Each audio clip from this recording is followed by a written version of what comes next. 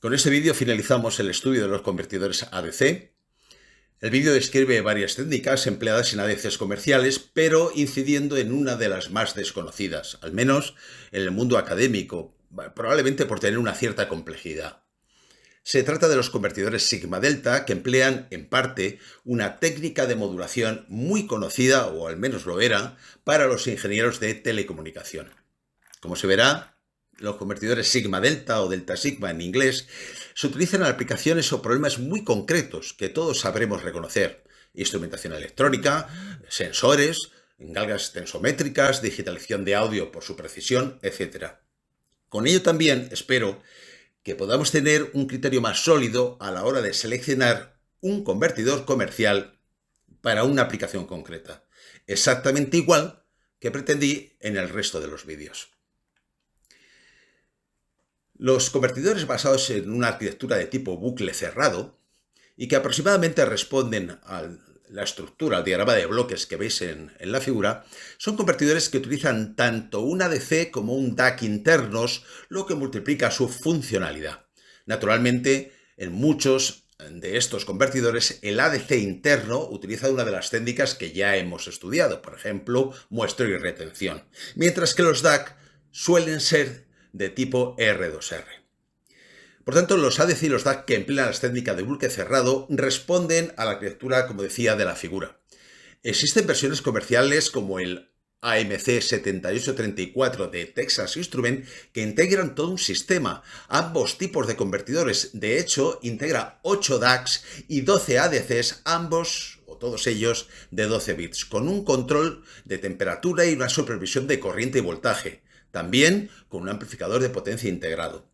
Este tipo de convertidor, o al menos el de Texas Instruments, es muy usado en aplicaciones de telefonía celular, en las estaciones base, o bien para redes ópticas o sistemas de adquisición de datos. La salida digital de estos convertidores, estos sistemas convertidores, suele ser de tipo serie, concretamente SPI. Pero vayamos a uno de los ejemplos más conocidos de convertidores ADC en bucle cerrado. Son los llamados convertidores de aproximaciones sucesivas. Estos convertidores, como el que se muestra, cuyo diagrama se muestra en la figura, suelen ser de ultra bajo consumo, para equipos alimentados con baterías, equipos portátiles, equipos control de sensores, etc. Por otro lado, aunque en la figura se muestra un diagrama más a título didáctico que otra cosa, la seriedad del ADC suele ser únicamente de tipo serie, de tipo SPI. Bueno, lo que vemos en la figura refleja razonablemente bien la arquitectura de un convertidor como el ADS7042 de 12 bits y 1.000.000 de muestras por segundo de Texas Instruments. El ejemplo, para explicar el funcionamiento que pongo, es el siguiente. Tenemos la arquitectura, en la cual en la parte superior izquierda vemos la señal de entrada que queremos convertir a digital.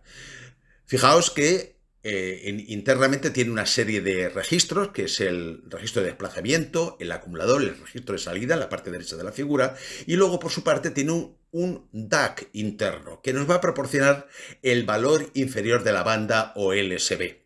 También vemos en la parte inferior izquierda que tiene un control digital mediante una máquina de estados que de forma síncrona me va a proporcionar en secuencia 3 señales para el control de la arquitectura: S0, S1 y S2. Bien, el ejemplo que planteo es un convertidor de 3 bits basado en la técnica de aproximaciones sucesivas para señales de entrada que pueden variar entre 0 y 8 voltios, y supongamos que la señal de entrada en un momento determinado vale 4,1 voltios. Lo que quiero saber es cómo funciona esta arquitectura. Por el momento tengo que decir que todos los registros internos de los que hemos hablado tienen un bit más que la resolución del convertidor. Es decir, no son 3 bits, sino 4 bits los registros internos. Pero lo que se transfieren de unos registros a otros, de unas partes a otras, como veremos ahora después con el ejemplo, son los 3 bits más significativos. Por su parte, el acumulador, que también tiene 4 bits, sin embargo, el valor que aparece en el acumulador inicialmente, al hacer una inicialización del sistema, es exactamente el valor 81000. ¿Por qué? Porque con 4 bits Ya sé que después en el funcionamiento normal solamente voy a utilizar los 3 más significativos, pero con 4 bits el valor, el número de configuraciones, el valor más alto que yo podría tener es el 15, todo unos, más 1 sería 16, dividido entre 2 sería 8. Ese es el valor de inicialización, mientras que en el registro de desplazamiento el valor inicial al comienzo de la conversión es la mitad del que tiene el acumulador, o lo que es lo mismo, coger el valor del acumulador, que es un 8 en binario, y desplazar un lugar hacia la derecha, es decir, 0, 1, 0, 0. Por lo demás, la figura lo único que trata de mostrar o aclarar es que las señales S0, S1 y S2 que controlan el funcionamiento de la arquitectura se producen en secuencia de forma síncrona mediante la máquina de estados. Bien, volvamos entonces a la arquitectura. Y la primera señal de control que se activa es S0, que permite que el primer bit de la conversión aparezca en la salida serie, que lo tenemos a la parte izquierda de la figura, como podéis ver. En este caso, dado que suponemos que la entrada analógica es de 4,1 voltios y que el valor inicial del acumulador es 1, 0, 0, es decir, los 3 bits más significativos, como decíamos antes, el resultado de la comparación, habida cuenta que el DAC proporciona el valor inferior del LSB correspondiente o de la banda correspondiente, nos proporciona 4 voltios en el nodo A. Pues bien, como resultado de eso, B, que es la salida del comparador, da un nivel alto. Y por tanto, lo que tenemos en la salida serie, cuando lo permita ese S0, es un 1 lógico, o bit más significativo de la conversión final, del resultado final de la conversión. La señal B hace que el sumador sume. Fijaos que la señal B le indica al sumador restador que suma la operación que tiene que hacer, suma o resta. Si está a nivel alto, le está diciendo que sume. ¿Que sume qué? Pues lo que va a sumar es el contenido del acumulador, que hasta ese momento estaba en 1, 0, 0, con el contenido del registro de desplazamiento, que es 0, 1, 0, 0.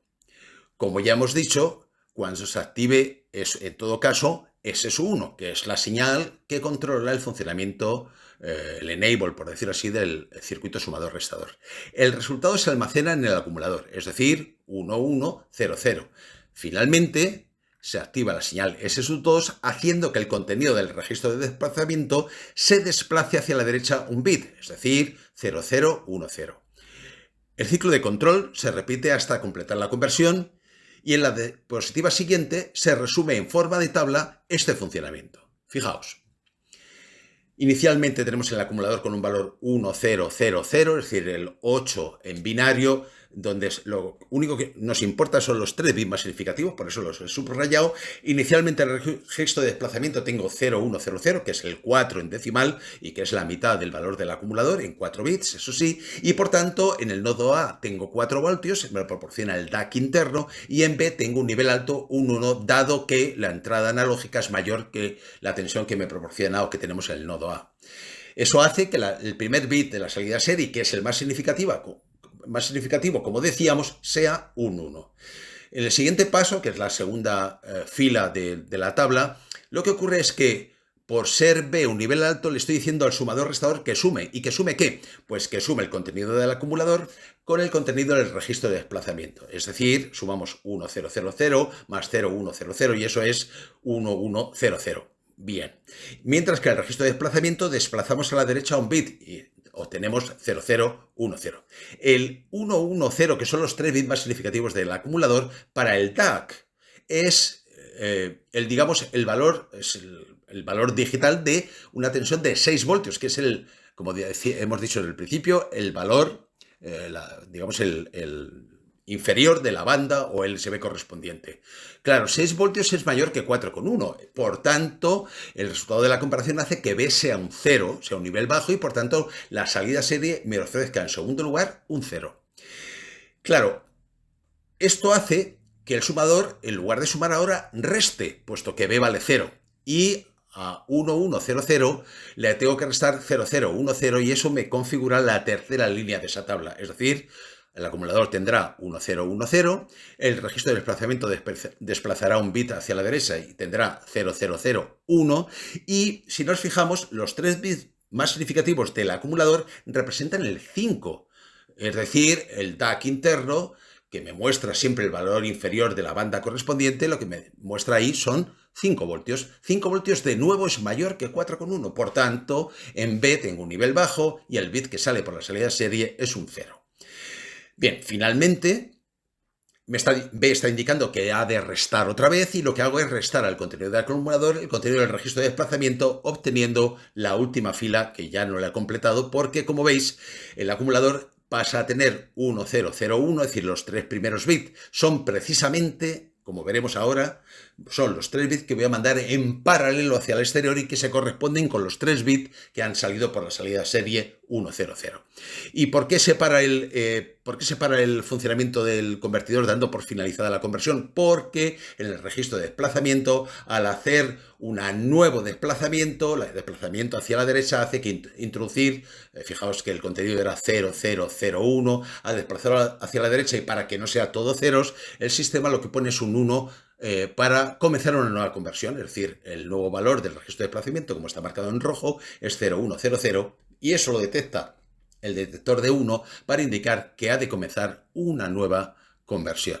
Y este es el funcionamiento de un convertidor ADC de aproximaciones sucesivas. Bien, decíamos antes que también en bucle cerrado hay alguna versión que no sabría decir si es más un ejercicio académico. No he encontrado en el mercado convertidores ADC que funcionen de esta manera, pero en cualquier caso me ha parecido interesante que veáis que el bucle cerrado se puede hacer de otra manera. Seguimos teniendo un DAC interno, pero ahora proporcionando el valor superior de la banda o LSB. Seguimos teniendo un comparador y tenemos dos señales. La salida del comparador le he marcado como la letra B mayúscula en rojo y luego a través de un inversor, una forma de representarlo como otra cualquiera, la señal C, que es el inverso de B, para activar el control o para indicar al control que la conversión ha terminado. ¿Pero cómo funciona esto? Es muy sencillo. Inicialmente lo que tenemos que hacer, el control lo que hace es inicializar el contador. El contador se inicializa naturalmente a 0. ¿De acuerdo? Se hace un reset. Eso hace que al DAC interno le llegue 3 ceros, la salida del contador. Pero esos 3 ceros, ese DAC interno me proporciona el valor superior de la banda, es decir, me proporciona 1 voltio, no 0 voltios, ni medio voltio, 1 voltio, el valor superior del LSB correspondiente. Por tanto, lo que estoy haciendo es que ese 1 voltio se compara con los 4,2 voltios, por ejemplo, que suponiendo que sea esa la tensión de entrada, y hace que B esté a nivel alto porque es mayor la entrada analógica que lo que me ofrece el DAC. Bien, eso hace que el contador siga contando una vez más y por tanto el DAC me mostrará 2 voltios, eso sigue siendo menor que 4,2, luego 3 voltios, luego 4 voltios, la señal B se mantiene a nivel alto para indicar que el contador tiene que seguir contando ascendentemente y llega un momento en que la salida del DAC es 5 voltios. Y atención, 5 voltios es mayor que 4,2, B se pone a nivel bajo, C, por tanto, que es su inversa, se pone a nivel alto, y eso le indica al control digital de esa arquitectura que debe activar el LOAD, es decir, cargar en el latch o registro de salida el contenido del contador como resultado de la conversión y hacer un reset y comenzar de nuevo el funcionamiento, el nuevo ciclo de conversión. Bueno, pasemos ahora a analizar los convertidores sigma-delta. Casi todo lo que voy a comentar está descrito con mucha profusión en las hojas de características y en las notas de ingeniería de microchip. Su convertidor MCP 3550 de 22 bits es muy interesante y refleja bastante bien de forma genérica cómo funciona un convertidor analógico digital de tipo sigma-delta. Bien, se basa en la técnica de modulación delta para transmisión de señales. ¿Qué es la modulación delta? Básicamente es muestrear una señal a una determinada frecuencia de muestreo con un determinado periodo de muestreo y lo que se trata es de codificar no el valor de una muestra, sino la diferencia de dos muestras consecutivas, tal y como expresa la figura.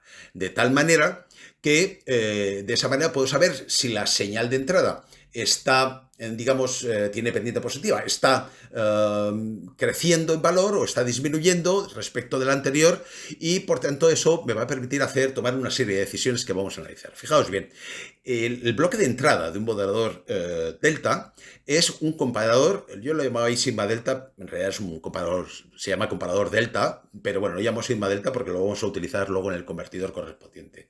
Y lo que se obtiene con ese comparador es la diferencia entre la señal de entrada de x de t y la señal realimentada que viene de un filtro paso bajo o integrador, de la cual hablaremos ahora después. Lo único que sé es que la señal de error, epsilon de t, es la diferencia de esas dos señales.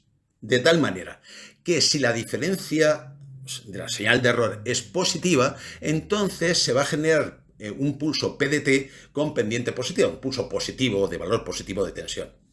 Sin embargo, si la diferencia es negativa, entonces el pulso va a tener una pendiente negativa y va a ser un pulso negativo. Todo esto se consigue simplemente cambiando la fase de un tren de pulsos de frecuencia igual a la frecuencia de muestreo, como aparece reflejado en la figura. Esto es básicamente un modulador delta. Conceptualmente esto es lo que es. Muy bien, ¿qué es lo que conseguimos en PDT? Como decía, la señal de salida PDT pues es efectivamente una serie de pulsos que me reflejan que ha habido un incremento de tensión en la entrada, es decir, que hay dos muestras consecutivas que han ido aumentando de valor, o si es negativa, pues con pendiente negativa, tal y cual refleja en la figura. Ahora lo que sí vamos a hacer es, vamos a completar el funcionamiento en bucle de esta arquitectura para que se entienda mejor. Ahora lo que hacemos es, fijaos, hemos representado en unas gráficas, la misma gráfica, la señal x de t. Tengo en la parte inferior los pulsos que se han ido generando, y como consecuencia del integrador, de ese filtro paso bajo que hay en el bloque de realimentación, lo que me está dando es el valor medio de cada pulso, que es un valor de tensión que está reflejado, es precisamente la señal R de t, y que está reflejado, digamos, superpuesto sobre la señal X de t. Fijaos también que cuando la señal empieza a caer y los pulsos son negativos, naturalmente la señal R de t pues disminuye de valor, formando esa especie de escalones en valor rojo que tenéis ahí, con pendientes positivas y pendientes negativas. ¿De acuerdo? Bien, pues esto es la forma de trabajar este lazo de realimentación que hemos descrito para en este caso para el modulador sigma delta, perdón, para el modulador delta. Ahora bien, para conseguir un convertidor sigma delta nos hacen falta más cosas. Estos ADC sí se basan en el principio de funcionamiento de un modelador delta, como el estudiado anteriormente, pero se sobremuestrea la señal. Hay que producir un sobremuestreo. ¿Qué es sobremuestrear una señal? Es el proceso de muestrear una señal analógica a una frecuencia mucho mayor que la condición de Nyquist. Por tanto, no se produce aliasing. El error de aliasing. Aún así, ya veremos que se pone un filtro anti-aliasing al principio de estos convertidores, muchas veces. Tiene menor densidad espectral de ruido, es decir, menor ruido de cuantificación. Esto es obvio, cuanto mayor es la velocidad de muestreo, tanto más se parece la señal muestreada a la señal original analógica. Y por otro lado, o como consecuencia, la relación señal-ruido de esa señal muestreada pues es mayor, claro. Lo cual además, ese sobremuestreo permite aumentar la resolución del ADC. Podríamos tener ADCs de mayor resolución simplemente porque hemos aumentado la frecuencia de muestreo. Vamos a ver un ejemplo del sobremuestreo. ¿En qué consiste? Supongamos que queremos conseguir un convertidor de 14 bits con uno de 10 bits. Y esto lo queremos hacer con una velocidad de muestreo f sub s que sea 256 veces mayor que la que tendría el convertidor de 14 bits. Claro, la cuestión es, bueno, ¿por qué 256 y no cualquier otro valor? Veamos. Fijaos el razonamiento. Si añadimos por término medio 256 muestras cada 16 valores, que no es sino elevar 2 a la diferencia entre los bits que tiene que tener el convertidor que quiero conseguir, 14 menos 10, que es el convertidor que estoy utilizando, 10, en realidad lo que me está diciendo es que esos 256 son los valores que tengo que introducir por término medio cada 16 valores consecutivos del convertidor de 10 bits. Bueno, vale, de acuerdo, pero ¿por qué 256?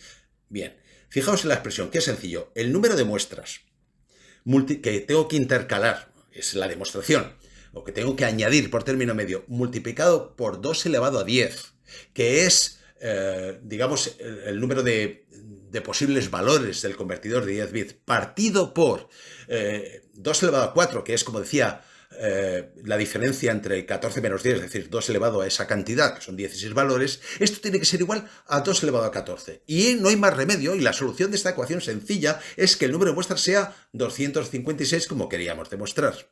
Bueno, esto es un ejemplo muy sencillo para que veáis que lo que se trata de insertar muestras por término medio, número de muestras que me permitan tener como si tuviera un convertidor de mayor número de bits, ¿de acuerdo?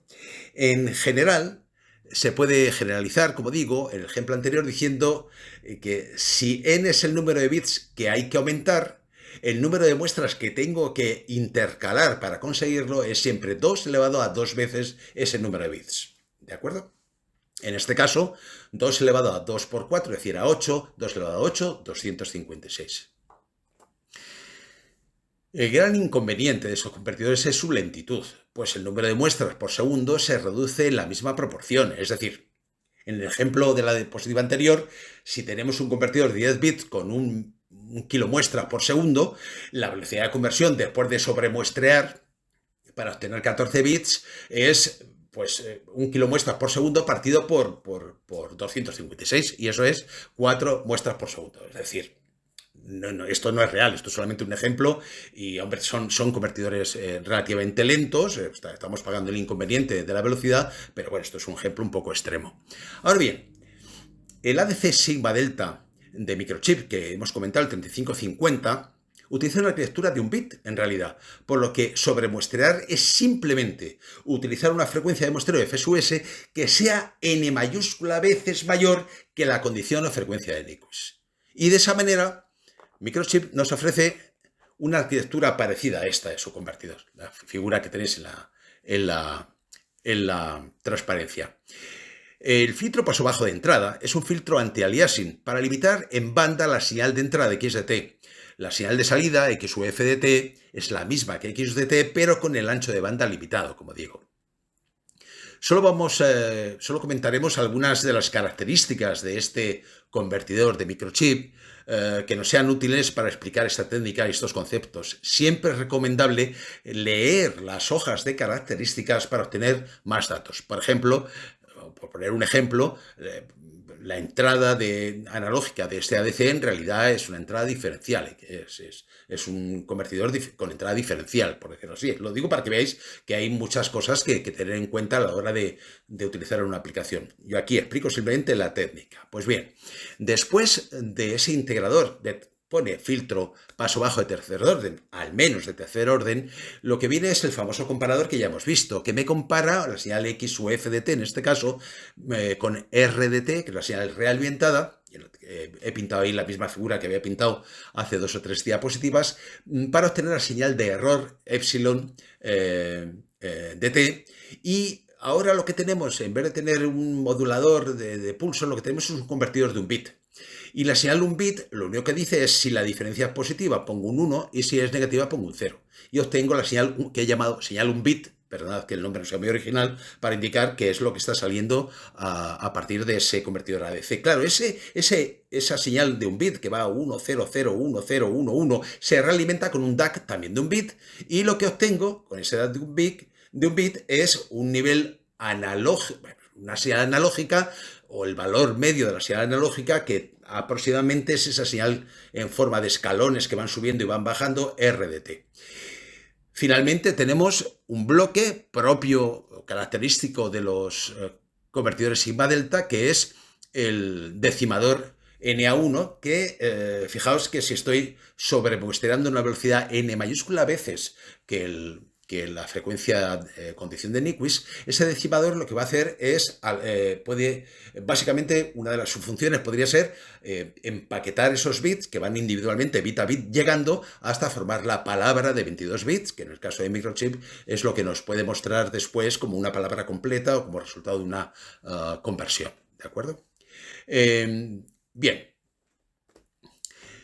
¿Qué más podemos decir de este convertidor? Pues que el tiempo de conversión son unos 80 milisegundos, que el inverso del tiempo de conversión son 12,5 hercios y que la frecuencia del oscilador interno de la máquina de estados que controla el control de todo este sistema son 102,4 kilohercios. Eso hace que la frecuencia de sobremuestreo está establecida en la cuarta parte de esta frecuencia de oscilación, que son 25,6 kilohercios. Consecuentemente, el factor de sobremuestreo es 2048, es decir, estoy sobremuestreando 2048 veces esa N mayúscula. ¿De acuerdo? Bien, finalmente decir que después de el decimador o filtro decimador, como decía, empaqueta los datos en 22 bits a una velocidad de 12,5 muestras por segundo mediante el uso de un filtro de cuarto orden. El interfaz serie de salida es una interfaz SPI y así se empezaría a completar la transmisión de datos procedentes del decimador, pero interfaz serie no forma parte exactamente de la técnica de conversión. Bien, el decimador es un filtro de cuarto orden que permite un mejor comportamiento en el dominio de la frecuencia al evitar la distorsión armónica y la intermodulación entre los diferentes bits. Se recomienda en todo caso echar un vistazo a la breve introducción sobre teoría de muestreo que puse en el primer vídeo de los convertidores, y desde luego es muy recomendable que leáis con cierto detalle la nota de aplicación de Microchip, Atmel, los micros de Atmel de 8 bits y de 32 bits, de tipo AVR 127, y lo digo porque en estos se explican estos conceptos y otros involucrados en los ADC y en los DAC con ejemplos y desde un punto de vista muy práctico. También introduce algún matiz técnico cuando se explica en el documento los ADC de los microcontroladores de Atmel, típicos en las plaquitas de Arduino, como es la multiplexación de canales analógicos de entrada. Además, también se explica con cierto detalle cómo son que los microcontroladores no tienen un DAC propiamente dicho para sacar una señal analógica de salida, sino que se utiliza una técnica de modulación PWM de una señal periódica cuadrada para establecer o ir modificando los valores medios de la señal, y eso es la forma que tienen estos micros de convertir o de obtener una señal analógica. Bueno, en cualquier caso, son documentos que yo he encontrado en Microchip y que son muy útiles para tratar de entender perfectamente no solamente los convertidores Sigma Delta, sino el uso que hace de otros tipos de convertidores en los microcontroladores más conocidos que todo el mundo conoce. Pues nada más, con esto es todo, con esto hemos terminado los convertidores analógicos digitales y digitales analógicos, y espero que os haya gustado y os remito al siguiente vídeo que os presentaré en breve.